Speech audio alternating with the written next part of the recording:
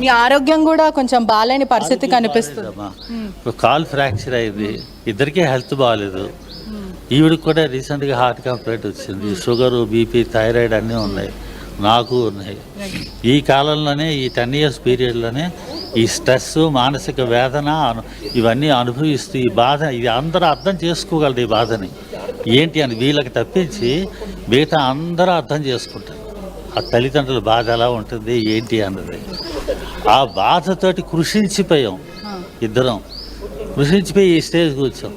ఇప్పుడు ఏంటంటే వాడికి బర్త్డేని ఎందుకు. ఇప్పుడు ఇదే లావణ్య ఇప్పుడు లోపలికి రానివ్వట్లేదు. మీరు గత కొన్ని 2 గంటల నుంచి ఇక్కడనే ఉన్నారు, వెయిట్ చేస్తూ ఉన్నారు. ఇప్పుడు లావణ్య లోపలికి రానివ్వకపోతే మీరు ఏం చేస్తారు? ఏంటి మీ నెక్స్ట్ స్టెప్ ఏంటి?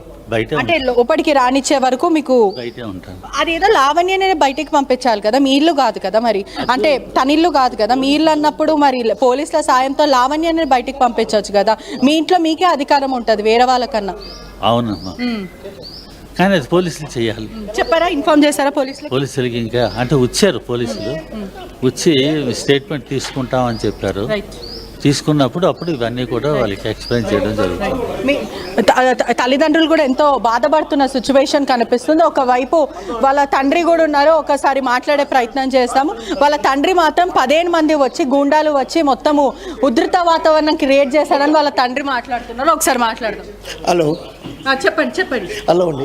ఒక 15 మంది గుండాలను తీసుకొని వచ్చి విచ్చలవిడిగా ఆడపిల్లని కూడా చూసుకోకుండా ఎలా పడితే అలా ఇల్లు ధ్వంసం చేసి, మర్యాదపూర్వకంగా వస్తే మేము కూడా మాట్లాడుకొని మంచి చెడు చూసుకుంటాం. బట్ అలాగ లేకుండా ఒక ఆడపిల్లని రాకుండా ఇలా లాక్కొని గేటు దాకా తీసుకొని పోయి ఒక ఆడపిల్లని చూసి 15 మంది గుండాలను తీసుకొచ్చి రావడం అవసరమా? నా ఫోన్ నెంబర్ వాళ్ళ దగ్గర ఉంది, వస్తే పిలిచి మర్యాదగా మాట్లాడుకుంటాం కదా. ఎంతమంది సమం చేస్తాం అతన్ని? మేము ఆయన జోలికి ఎందుకు పోతాం? మేము అతను పేషెంట్ అన్నారు, ఓకే, నేను ఒప్పుకుంటా. మరి పేషెంట్ అనే ఆయన పేషెంట్ లాగే ఉండాలి కదా. ముందు ఒక 15 మందిని ఆడవాళ్ళని మగవాళ్ళని పంపించేసి ఇలా చేస్తుంటే ఎంతమందికి సమంజసం? ఎంతమందికి సమంజసం అండి? ఆడపిల్లలన్నీ గొంతుబట్టి ఆడదాకా లాక్కుపోవడం, 2 ఫోన్లు వాళ్ళు కొట్టేశాడు. మరి ఇప్పుడు వాళ్ళ మీద మేము చర్య తీసుకోవాలా, మా పాప మీద వాళ్ళు చర్య తీసుకోవాలా? మీరే ఆన్సర్ ఇవ్వండి.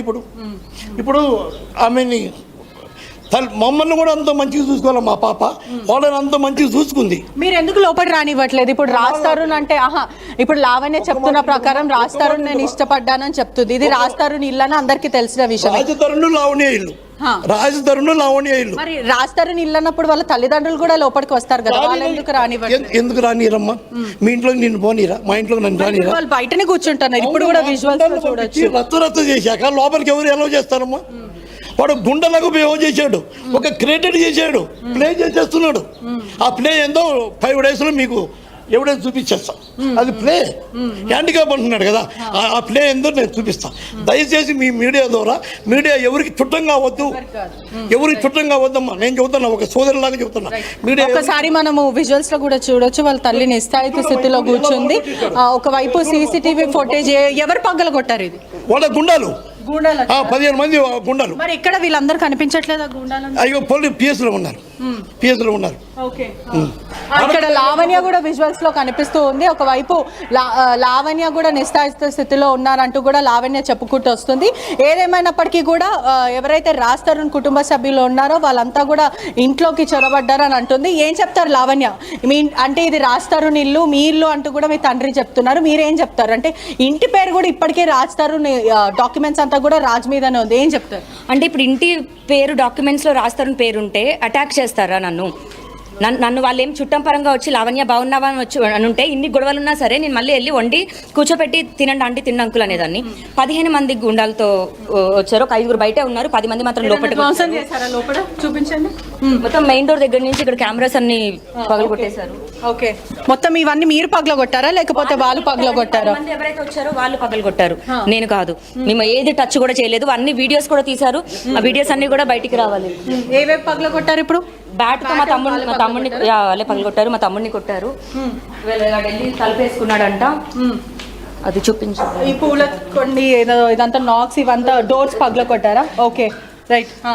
ఎందుకు ఇంత అకస్మాత్తుగా వాళ్ళు రావడానికి కారణం ఏంటి ప్రధానంగా? వాళ్ళకే తెలియాలండి, వాళ్ళకే తెలియాలి. అంటే ఎందుకు మిమ్మల్ని ఇంట్లో నుంచి వెళ్ళగొడదామన్న ప్రయత్నిస్తున్నారా లేకపోతే ఏంటి?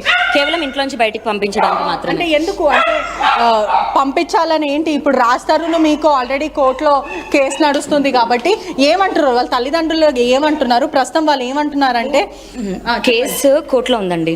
11 సంవత్సరాలు అతను సహజీవనం చేశాడు అని అయితే ఛార్జ్ షీట్లో మెన్షన్ చేశారు. దాని తర్వాత ఏంటి అన్నది కోర్టు కూడా తీర్పు ఇవ్వలేదు. తీర్పు ఇవ్వక ముందు ఇలాంటి దౌర్జన్యం ఎందుకు చేయాలి? పోనీ రాజుకే రావాలనుందా, వాళ్ళ పేరెంట్స్ని పంపించాలనుందా, ఫోన్ చేసి చెప్పే